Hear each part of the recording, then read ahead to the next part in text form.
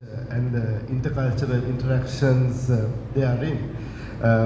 So what are the potentials and what are the key elements of that condition? Yeah, thank you. That is a very good question. Earlier, until like few minutes ago, we were thinking about like owning our language, speaking mostly in Sinhala and Tamil, and I think we kind of switched back into English to save time mostly. I hope it's all right. Yes, coming back to this, my point when we were getting preparing for this session, I mentioned this Sinhala literature. Sinhala is very, in terms of number of speakers, it's a very small language. But when you look at the literary history, when classical period, it is a vernacular language with a cosmopolitan history. That cosmopolitanism has continued all the way to the contemporary periods. What I meant by that was that Sri Lanka was a location of a translocal literary culture. Because say Janaki Harana, Kumar Dasa's Janaki Harana, the Sanskrit classic was written in Sri Lanka. There were so many Sanskrit classics were written in Sri Lanka. Some Pali works were written in Sri Lanka. And then Sinhala literature, the vernacular literature. Even during classical period, Sinhala had those interactions with translocal languages.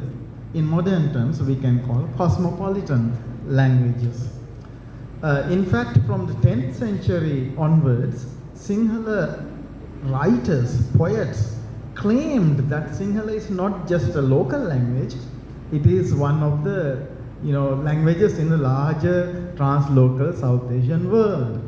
When it comes to modern literature, poetry, fiction, short fiction, the Sinhala's interactions with other literary cultures were quite intense, vibrant, and quite rewarding actually, like borrowing from realism, modernism, magic realism, you name it, we have it.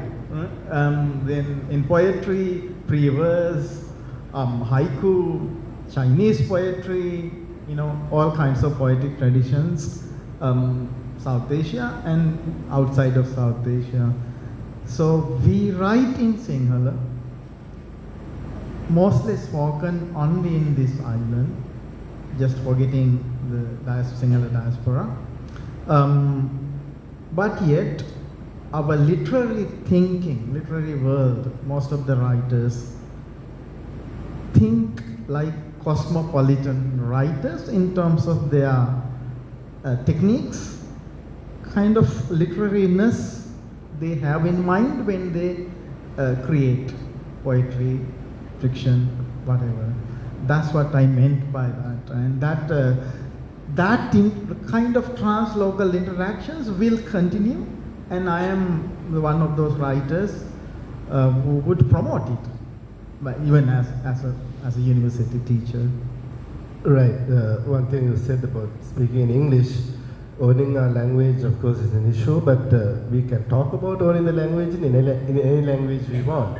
But you spoke about this cross-fertilization and embracing something and making it our own. But in your experience, since you're in literature, in an academic sense as well, and your politics and your ideological kind of persuasion encourages you to think of inclusivity, what would you say is the interrelatedness or the cross-fertilization that exists or does not exist between Sinhala literature and Tamil literature? Well, look, modern times, I don't see any significant recent interactions. But if you look at, say, Professor Sarachandra's drama, Professor Sarachandra is considered to be the father of modern Sinhala drama.